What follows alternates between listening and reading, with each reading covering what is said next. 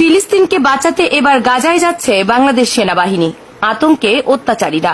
রাসূলুল্লাহ সাল্লাল্লাহু আলাইহি সাল্লাম বলেছেন, নিশ্চয়ই আল্লাহ তাআলা অত্যাচারীকে অবকাশ দিয়ে থাকেন, অবশেষে তাকে এমন ভাবে পাকড়াও করেন যে সে আর ছুটে যেতে পারে না। সহিহ বুখারী।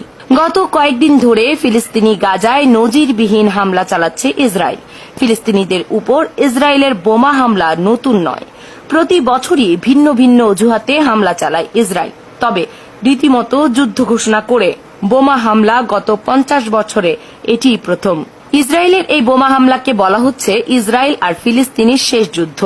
হ্যাঁ, শেষ যুদ্ধ বলা হচ্ছে, তবে এরপর শান্তি ফিরে আসবে বলে নয়, বরং ফিলিস্তিন নামক দেশটি হয়তো নিশ্চিহ্ন হয়ে যাবে।